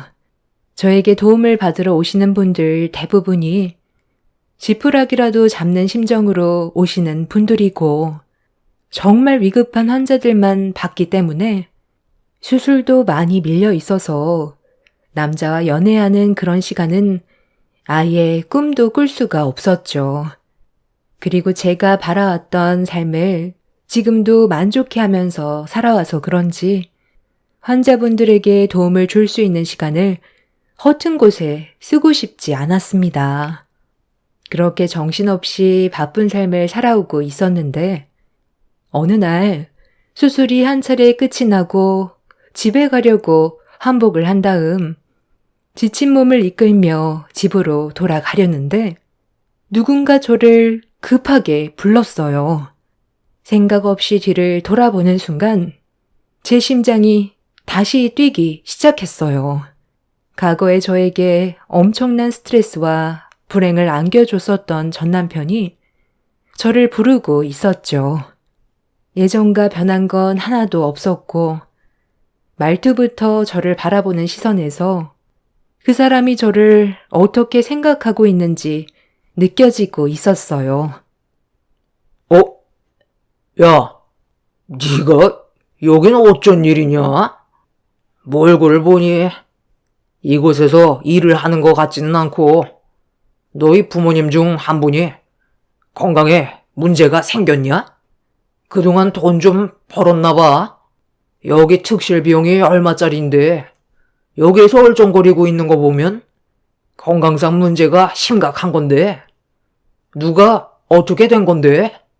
꼴을 보니 너는 결국 의사가 되지 못했나 보네.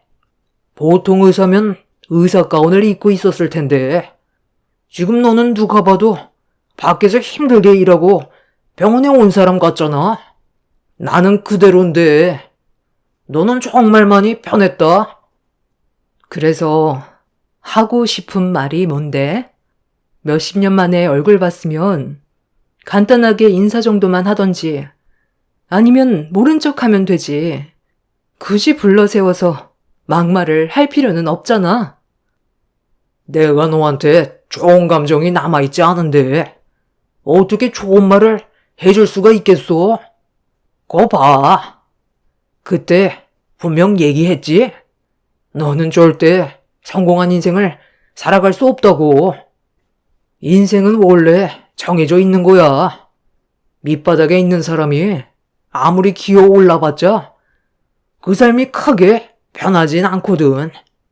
사람은 겉모습만 보고 판단하면 안 된다고 하지만 너는 딱 봐도 성공한 인생은 아닌 것 같네. 여기 특실도 대출 받아서 들어온 거지? 부모 잘못 만나 병원 치료비도 만만치 않겠소.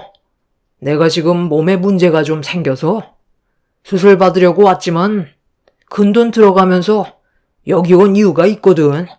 내 머릿속에 자라고 있는 종양을 최대한 안전하게 제거해 줄 수 있는 의사가 여기에 있다더라. 내일 상담받기 전에 입원 절차 밟았는데 여기 예약이 얼마나 많은지 2달이나 걸렸다.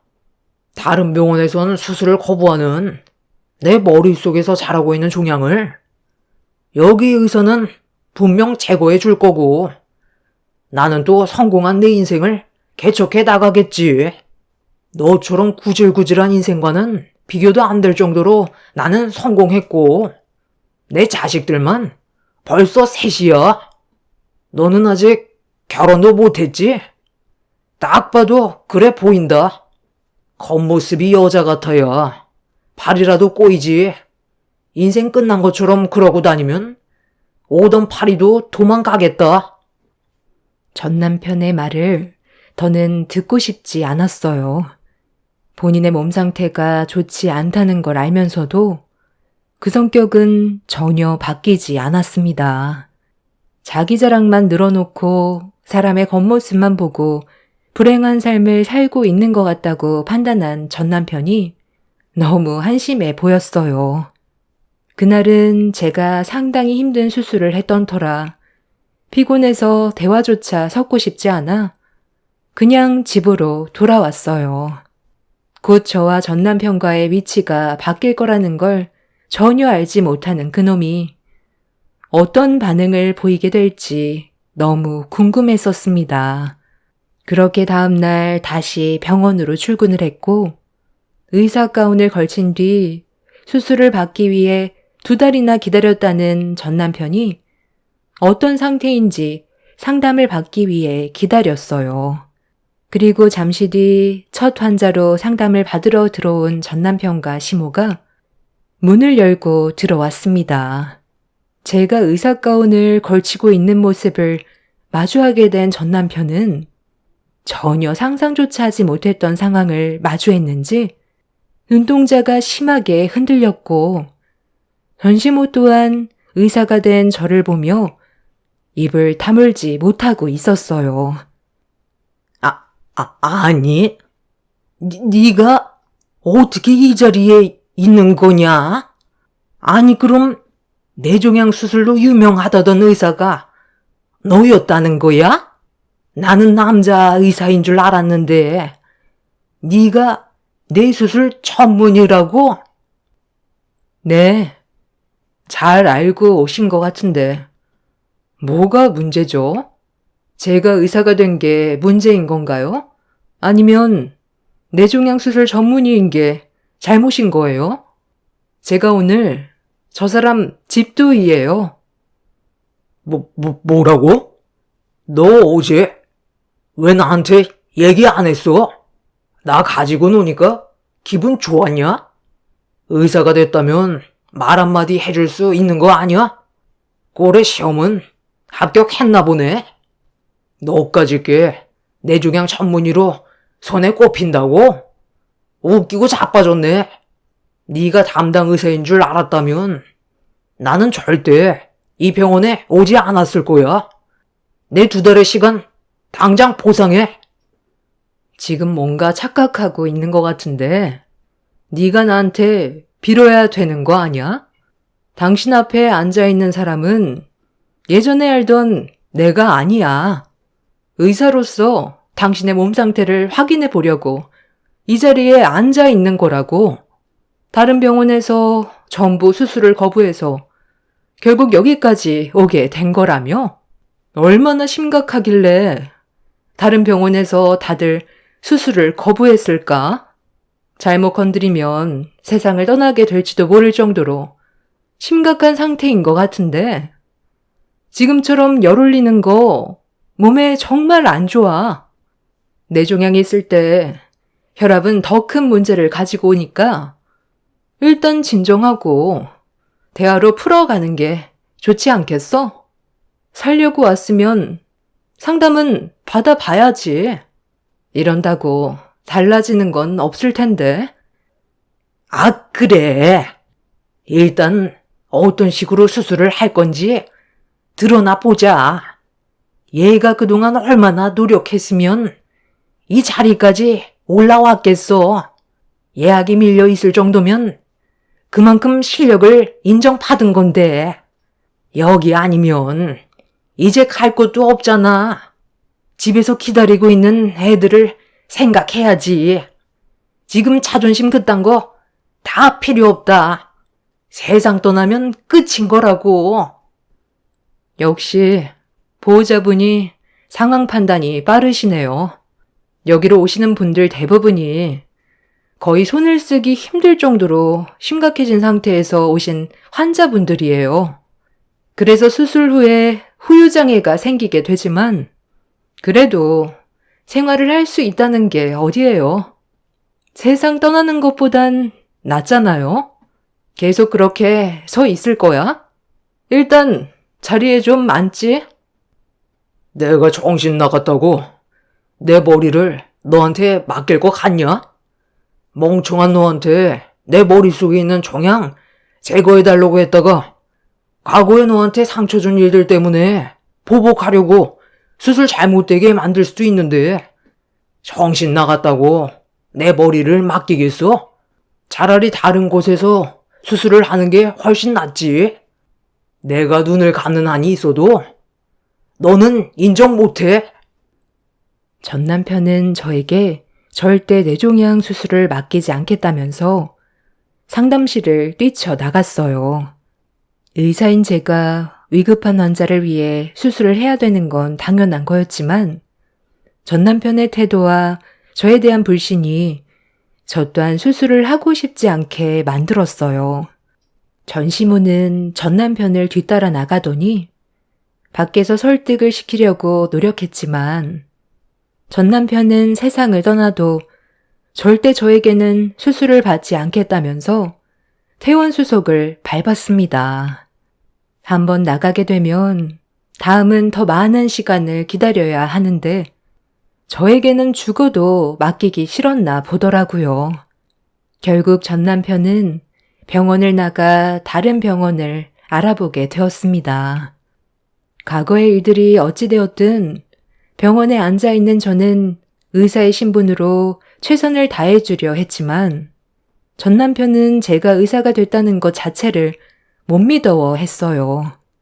저를 신용하지 못하고 있는 듯 보였습니다.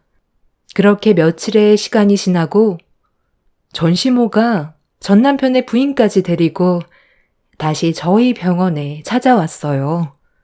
잠깐 대화 좀 하자고 하길래 시간을 내드렸고 다른 의사들은 전 남편의 몸 상태를 보더니 수술은 불가능하다며 마음의 준비를 하는 게 좋을 거라고 거절을 해서 더 이상 갈 곳이 없다는 말을 꺼냈어요.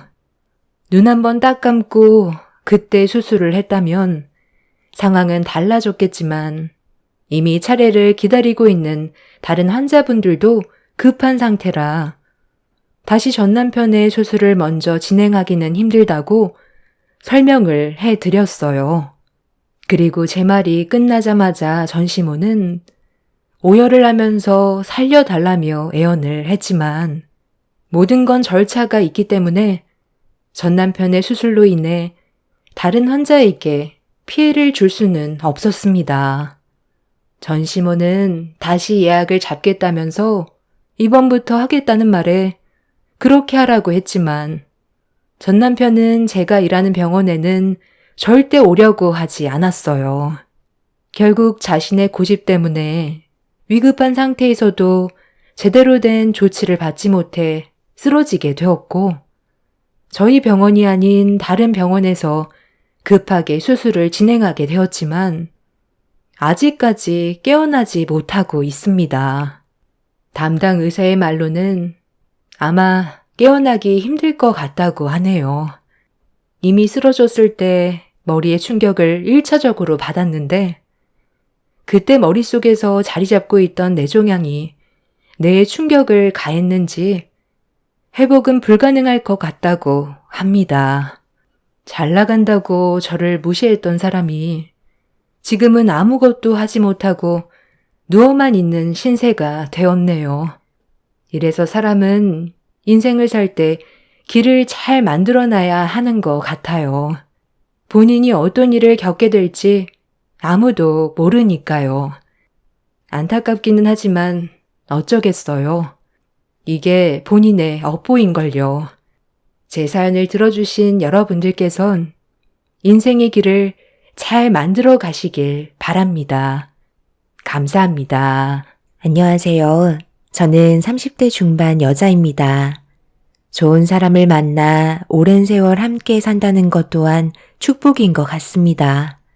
제 삶은 한번 실패하게 되었지만 앞으로 남은 인생은 꽃이 피었으면 좋겠어요.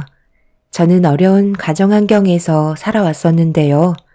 초등학교 때 엄마가 사고로 세상을 떠나시고 장시간 집을 비우셔야 하는 문제 때문에 트럭 운전을 하시는 아빠를 따라다니면서 살아오다가 같이 일을 하시던 동료분의 가족에게 도움을 받아 학교 생활도 다시 하게 되었지만 짧으면 일주일, 길면 한 달 동안 아빠의 얼굴을 못 보면서 지내왔었어요. 그런 어려운 환경 속에서 먼저 세상을 떠난 엄마가 보고 싶어 거의 매일 저녁 눈물을 쏟아내며 살았었습니다. 그렇게 하루하루 버티다 보니 어느새 중학생이 되었고 고등학교를 지나 성인의 나이가 된 다음 세상 밖으로 나와 독립을 하게 되었죠. 정말 외롭고 힘든 날들을 이겨낸 뒤에 찾아온 또 다른 삶은 저에게 많은 걸 주는 게 아닌 많은 걸 잃게 만드는 또 다른 길이었어요. 열심히 일해서 벌어온 돈은 모으기가 무섭게 여기저기에서 빠져나갔고 빚을 갚는데 대부분 사용이 되었죠. 항상 저에게 미안해 하셨던 아빠는 잠을 이겨내가며 한 푼이라도 더 벌기 위해 매일같이 장거리 운전을 하셨는데 수면 부족으로 인해 순간적으로 졸음 운전을 하게 되면서 가드레일을 들이받아 결국 아빠마저 세상을 떠나시게 되는 충격적인 사건을 경험하게 되었네요. 아빠와 단둘이 개인적으로 시간을 보낸 적은 기억도 나지 않을 만큼 함께한 날들이 너무 적었더라고요. 좋았던 추억이라고 해봐야 아빠가 트럭 운전하시는 모습을 옆에서 지켜보던 기억밖에는 없었죠. 열심히 살면 행복이 찾아올 거라 생각했던 것과 다르게 저에게는 항상 불행만 가득했었어요. 이런 제 삶이 너무 싫었고 왜 살아가야 하는지 의미조차 알지 못했어요. 그저 숨만 붙어있는 제 삶이 너무 싫게만 느껴졌습니다. 부모님이 안 계시다 보니 저는 더욱더 소극적으로 바뀌게 되면서 매일같이 일이 끝나면 퇴근하고 집에 들어가 밖으로 나오지 않았습니다. 제 주위에 있는 사람들은 전부 다 세상을 떠나는 것 같은 느낌이 들어서 소중한 사람을 곁에 두고 싶지 않았어요. 그렇게 살아오다 보니 어느새 30대가 되어버렸고 제 삶을 받아들이며 살아가게 되었죠. 그런데 일하던 회사에서 새로운 직원이 들어왔는데 저와 나이대가 비슷했었어요. 다른 회사에서 오랜 기간 근무를 하다가 이사를 하게 되면서 저희 회사로 들어오게 되었었죠. 경력도 나쁘지 않았고 동료들에게 일을 잘한다고 인정까지 받을 정도로 열심히 하는 모습을 봐왔었어요. 그리고 그 사람이 저와 인연이 닿게 될 줄 상상조차 하지 못했죠.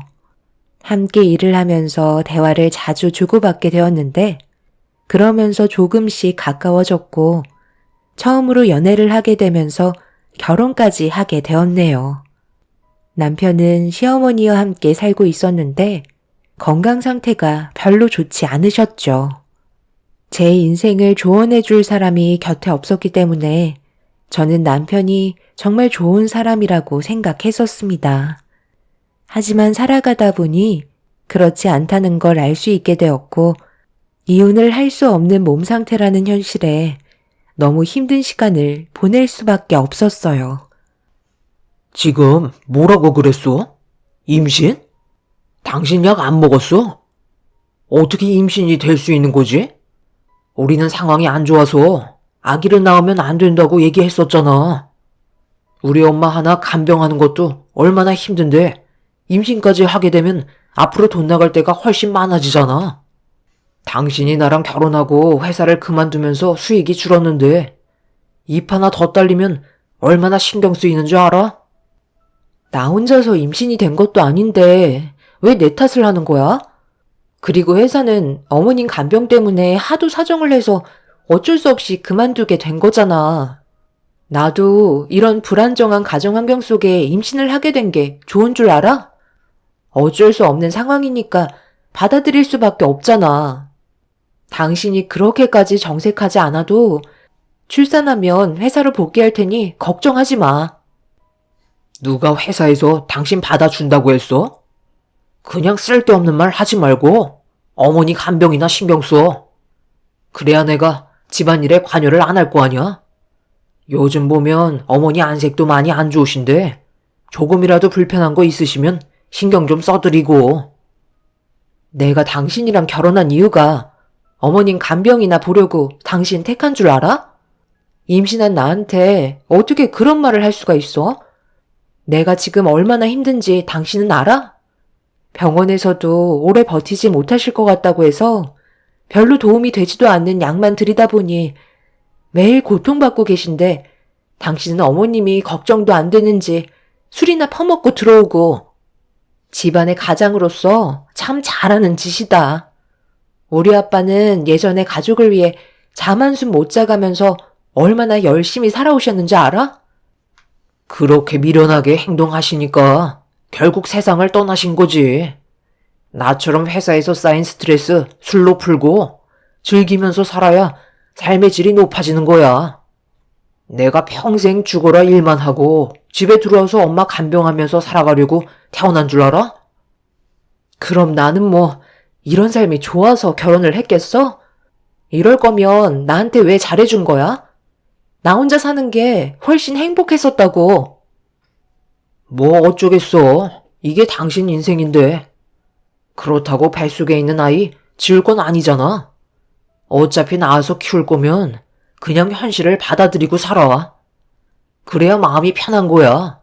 스트레스 받는 게 태아에게 얼마나 많은 영향을 끼치는지 알고 있지?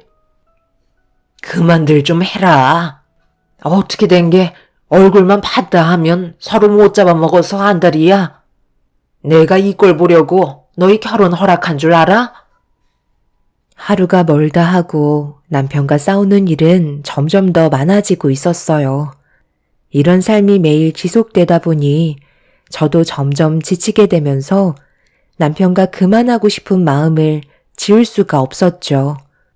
제가 어쩔 수 없이 결혼 생활을 이어가는 건 뱃속의 아이도 있지만 한번 만든 인연 쉽게 끊어낼 수 없다고 시모와 함께했던 소중한 순간들이 제 발목을 잡고 있었습니다. 남편과 함께하는 시간보다 시모와 함께 지내는 시간이 훨씬 길었기 때문에 그만큼 정도 많이 들었던 것 같아요. 더군다나 췌장암으로 힘들어하셔서 제 마음이 더 안 좋게 다가오고 있었죠. 하필 시어머니는 제 어렸을 적 저희 엄마와 느껴지는 분위기가 너무 비슷했었어요. 그래서 더 마음이 쓰였고 몸 상태가 좋아지시길 간절히 바랐었습니다. 하지만 시간이 지날수록 시모는 버티기 힘들어 하셨고 저 혼자 남겨질 걸 생각하니 마음이 아프셨는지 쉽게 눈을 감지 못하셨어요. 매일 하시는 말씀이 제가 너무 불쌍하다며 미안하다는 말을 반복하셨네요. 이런 힘든 상황 속에 남편이 하루빨리 정신을 차리고 정상적인 삶으로 돌아간다면 더는 바랄 게 없다고 생각했었어요. 큰 거를 바라는 것도 아닌데 한 번 사는 인생 제 마음대로 되는 게 하나도 없어 우울증은 날이 갈수록 심해졌고 남편의 날뛰는 모습은 저를 더욱더 힘들게 만들었습니다. 이런 생활을 반복해서 살다가는 저도 제정신이 아닐 것 같아 모처럼 일찍 퇴근한 남편과 진지하게 대화를 주고받았어요. 하지만 제가 원하는 답을 쉽게 주지 않았습니다. 당신은 가사를 하고 나는 밖에서 사회생활을 하는데 도대체 뭐가 문제라는 거야? 우리 엄마 간병하는 게 그리 싫어? 지금 내 말 뜻을 못 알아먹는 거야? 당신이 회사에서 힘들게 일하는 거 내가 모르는 거 아니잖아. 그런데 어머님이 하루가 다르게 몸 상태가 점점 안 좋아지고 계시는데 언제까지 이런 식으로 살아갈 수는 없는 거 아니야? 당신은 어머님이 세상을 떠나셨으면 좋겠어?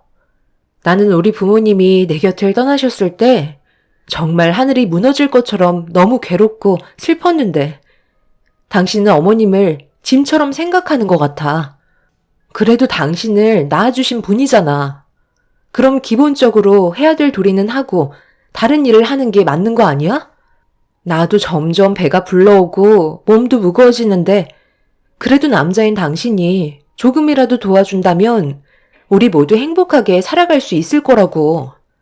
내 뱃속에 있는 우리 아이한테도 앞으로 좋은 아빠 엄마가 되어야 할 텐데 언제까지 불평만 늘어놓고 살 수는 없잖아. 내가 이렇게까지 부탁하는 건 정말 너무 힘들어서 그래. 도와줄 수 있는 거지? 생각 좀 해볼게. 솔직히 나 당신이랑 결혼하기 전에 정말 많이 힘들었거든. 회사에서 생활하는 게 즐거울 정도였어. 집에만 오면 고통받고 있는 엄마의 모습을 보고 있는데 한숨밖에 안 나오더라고.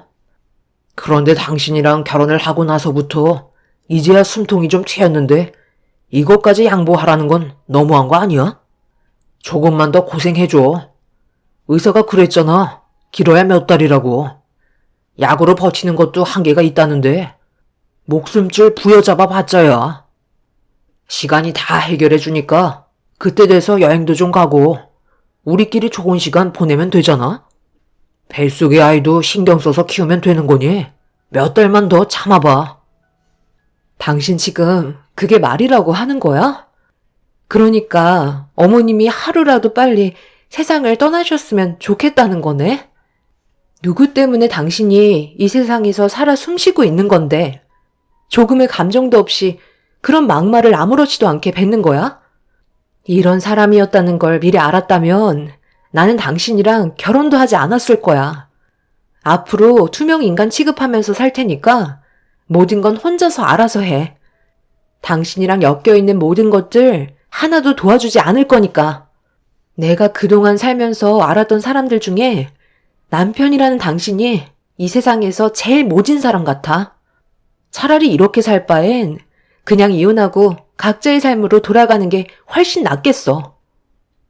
남편은 제 말이 듣고 싶지 않다는 듯 자리에서 일어나더니 그날도 어김없이 술 약속이 있다며 사태의 심각성을 인지 못하고 밖으로 나가 버렸어요. 저는 그날 정말 많은 눈물을 쏟고 말았습니다. 화가 나기도 했지만 뱃속에 있는 아이한테 저런 사람을 아빠라고 소개해주고 싶지 않았어요. 남편과 대화하는 걸 전부 다 듣고 계셨던 시모도 남편의 말들이 충격으로 다가왔는지 숨죽이며 흐느끼고 계셨습니다. 그렇게 자포자기한 상태로 제 할 일을 묵묵히 해가며 남편과는 남남인 것처럼 집에서도 서로 아는 체 하지 않고 지내왔었어요. 시모의 건강 상태는 더욱더 악화가 되어갔고 힘겹게 버티시다가 결국 손주가 태어나는 것도 못 보신 채 세상을 떠나시고 마셨네요. 떨리는 손으로 남편에게 전화를 했고 남편은 제 말이 끝나기가 무섭게 집으로 들어오더니 눈물 한 방울도 흘리지 않은 채 저에게 그동안 수고했다는 말을 꺼내고 있었어요. 당신 어머님이 세상을 떠나셨는데 어떻게 눈물 한 방울 흘리지 않아? 지금 나보고 수고했다는 말이 나와? 그럼 내가 뭐라고 그래? 그동안 우리 엄마 간병한 거에 대해 수고했다고 얘기한 것 뿐이잖아. 덕분에 나는 편하게 지낼 수 있었고, 이제는 내 삶을 찾게 됐는데, 당연히 당신한테 고마워해야지. 임신하고도 10달 내내 간병하는 게 쉬운 건 아니잖아. 그래서 이제 당신한테도 자유를 줄 생각인데 괜찮지? 나한테 입이 닳도록 얘기했던 거 이제 들어주려고. 나도 진지하게 생각해봤는데 이혼하자고 얘기했던 거 들어줄게. 나도 당신이랑 사는 게 좋은 것만은 아니었어. 간병해줄 사람이 필요했던 것 뿐이니까. 당신을 이용한 건 맞는데 그래도 사랑이 있으니까 결혼을 한 거지. 내가 아무하고나 살림을 차리겠어? 그동안 내가 당신한테 힘들게 한 게 있으면 이제 그만 털어버리고 새 삶을 살았으면 좋겠어. 한 번뿐인 인생은 소중한 거잖아. 나도 자유라는 걸 느껴보고 싶다. 아이가 태어나도 너무 걱정하지 마. 양육비는 지원해줄게. 나한테 자유가 찾아왔는데 그 정도도 못해주겠어? 그래서 내가 임신은 절대 안 된다고 했던 건데 당신만 힘들어지게 생겼잖아. 어머님이 세상을 떠나시니까 이제야 본색을 드러내는 거야? 이혼을 하자고? 지금까지 힘들게 어머님 간병한 나를 폐기 처리하겠다는 거네? 왜? 뱃속에 있는 아이가 당신의 인생길을 가로막을 것 같니? 또다시 발목을 잡힐까봐 그게 두려워서 이혼을 하자는 거야? 혼자서 살아가는 게 얼마나 외로운지 당신은 안 살아봤으니까 모르는 거야. 나는 한평생 그렇게 살아왔기 때문에 너무나 잘 알거든? 원하는 대로 한번 살아봐. 시간이 지나고 분명 뼈저리게 후회할 날이 올 거야. 남편은 더 이상 제가 필요 없다며 그 자리에서 이혼 서류를 내밀었어요. 기다렸다는 듯이 모든 걸 준비한 상태였습니다. 저도 더 이상의 미련은 남아있지 않아 서류에 서명을 하게 되었고 시모의 장례를 진행하게 되었네요. 남편은 장례식이 끝나자마자 서둘러 자신의 새로운 삶을 살아가길 바랐습니다. 남편과 이혼을 하고 남겨진 건 뱃속에 있는 아이밖에 없었고 순식간에 너무 많은 사건들이 저를 힘들게 했는지 진통이 시작되면서 고통스러워지자 서둘러 산부인과를 찾아가게 되었어요. 그렇게 혼자서 이를 악물고 출산을 하게 되었고 그동안 뱃속에서 고생 많았을 아들을 품에 안아볼 수 있었습니다. 남편과 이혼을 할 때 받았던 위자료와 그동안 제가 살면서 모았던 돈들로 다른 지역에서 새로운 삶을 시작하게 되었어요. 정말 개차반 같았던 남편이 제 옆에서 속을 썩이는 것보다 차라리 아이와 단둘이 살아가는 게 훨씬 더 행복할 것 같았습니다. 그렇게 시작된 또 다른 삶은 저에게 많은 변화를 주었고 제 아들에게는 저와 같은 아픔을 물려주지 않기 위해 열심히 살아갔습니다. 그런데 연락 한 통 없었던 남편이 어느 날 저에게 전화가 왔더라고요. 당연히 받지 않았는데 문자를 남겼길래 확인을 해보는 순간 너무 놀라 핸드폰을 떨어뜨리고 말았습니다. 전송된 사진 한 장과 남편이 아닌 다른 사람이 남편의 핸드폰으로 저에게 보낸 문자였어요. 어쩔 수 없이 남편의 핸드폰으로 전화를 하게 되었고 의문의 여자가 알려주는 위치로 가서 직접 확인해 볼 수밖에 없었습니다. 그렇게 도착한 곳은 어느 아파트 건물이었는데 택시에서 내린 저를 보며 누군가 다가왔고 그 사람을 뒤따라 건물 안으로 들어갔어요. 딱 봐도 비싸 보이는 아파트였는데 엘리베이터는 30층에서 멈추었고 안내를 받아 문 앞에 서니 누군가 문을 열어주었습니다. 저와 처음으로 마주하게 된 한 여자는 표정이 상당히 불편해 보이는 상태였어요. 저와 나이대가 비슷해 보이는 여자는 저를 안내해 방문을 여는 순간 남편이 호흡기를 달고 있었습니다. 핸드폰에 전송되어 있던 사진과 똑같은 모습을 보고 있는데 제 옆에 있던 여자가 눈물을 흘리면서 갑자기 저에게 무릎을 꿇으며 부탁을 하기 시작했어요. 두 분이서 이혼하셨다면서요? 저도 그냥 가볍게 즐기려고 만난 사이였는데 이 사람이 집착이 하도 심해서 제가 싫다는데도 끝까지 달라붙더라고요. 그래서 사람 하나 괜찮아 보여서 진지하게 만나보기로 했거든요. 제가 외로움을 많이 타는 성격이라 이 사람의 자상함에 결국 빠져버렸고 결혼까지 생각하며 연인 사이로 지내고 있었는데 저희 집에 부모님이 연락도 없이 찾아오셔서 이 사람이 집에 숨어 있다가 들켜버렸는데 저희 아빠가 화가 많이 나셨는지 난리를 치셨거든요. 그런 와중에 이 사람이 도망을 치는 걸 아빠가 사람들을 시켜서 붙잡으라고 지시를 내렸는데 그런 안 좋은 상황 속에 교통사고가 나게 되면서 얼굴만 빼고 전신 마비가 되어버렸어요. 병원에서도 정상으로 돌아오기가 힘들다고 했어요. 사람이 죄책감이라는 게 있잖아요. 제 인생을 평생 이 사람 병간호만 하면서 살아갈 수는 없는데 그렇다고 도움 받을 곳도 없어서 어떻게 하면 좋을지 고민하다가 이 사람 핸드폰에 전부인 전화번호가 있길래 혹시나 하는 마음에 연락을 드린 거네요. 저 좀 도와주실 수 없으신가요? 금전적인 부분들은 제가 지원을 해 드릴게요. 보니까 상황도 안 좋으신 것 같은데 제가 죄책감을 떨쳐버릴 수 있게 대신 옆자리를 지켜주실 수는 없으신가요? 원하시는 금액 얘기하시면 제가 부모님께 얘기해서 맞춰드리도록 할게요. 솔직히 이 사람이랑 결혼할 생각 조금도 없었거든요.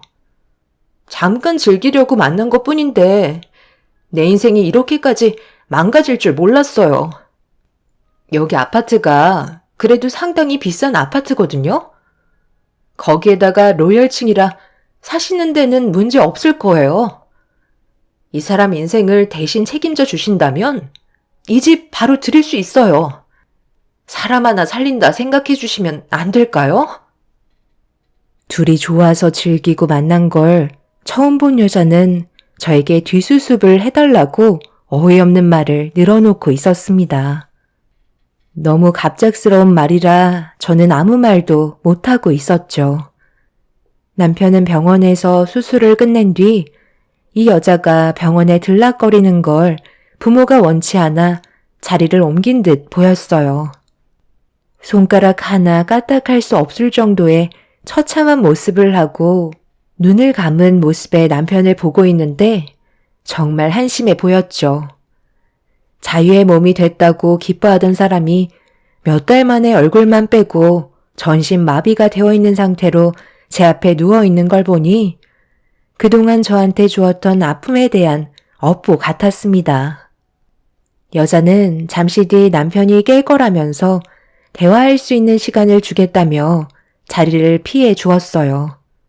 저는 아무 말 없이 그 모습을 지켜보고 있는데 잠시 뒤 남편이 고통스러운 얼굴로 눈을 떴고 힘겹게 누군가를 부르길래 제가 남편 앞에 모습을 드러냈습니다. 정말 한심하다. 자유를 찾겠다던 놈이 결국 이 꼴을 하고 누워있는 거야? 그러게 왜 하지도 않던 짓을 해서 이런 끔찍한 상황까지 만들어? 내가 뭐라고 그랬어? 언젠가 후회할 날이 찾아올 거라고 했지? 손가락 하나 까딱할 수 없을 정도라며? 얼굴만 빼고 전신이 마비가 되었다는데 저 여자가 나한테 도와달라고 하더라. 자신이 가지고 있는 재력으로 내 인생을 사겠다는 거야. 내가 당신을 책임지면 금전적으로 보상을 해주겠대.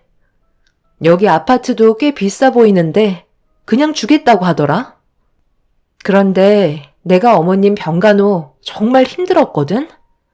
당신이 조금도 도와주지 않아서 그때만 생각하면 너무 끔찍한데 저 여자는 내가 그동안 어떻게 살아왔는지 모르는 것 같더라고.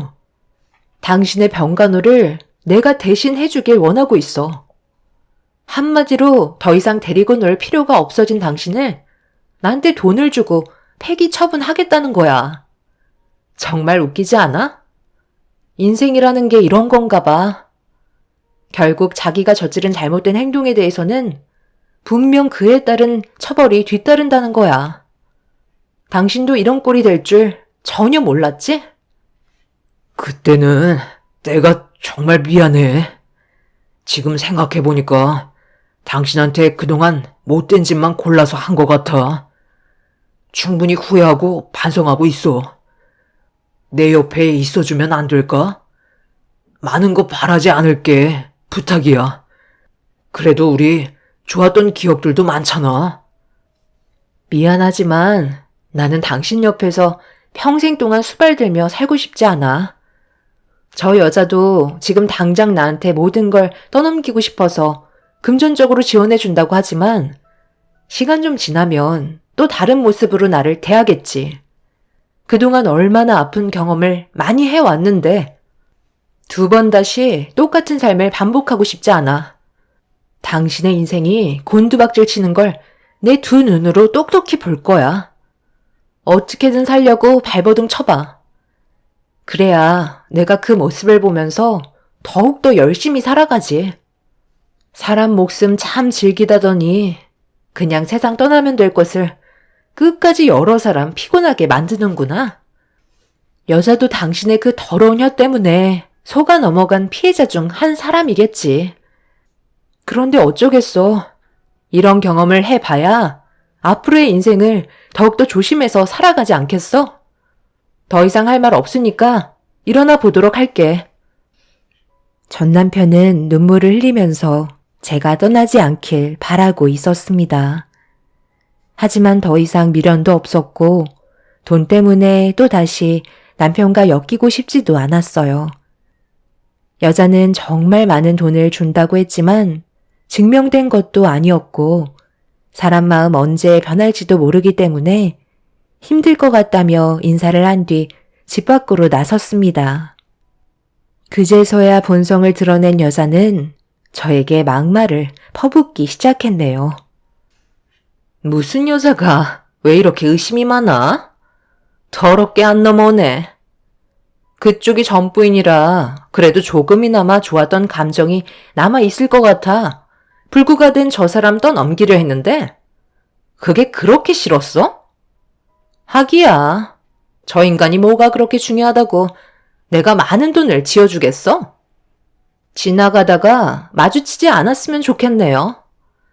다시 한번 얼굴 마주하게 되면 그땐 나도 그쪽을 어떻게 할지 장담할 수 없거든요. 보는 눈만 없었어도 저 옆에 똑같이 누워있게 만들 수도 있다고. 세상이 그쪽이 원하는 대로 마음처럼 되는 줄 아세요?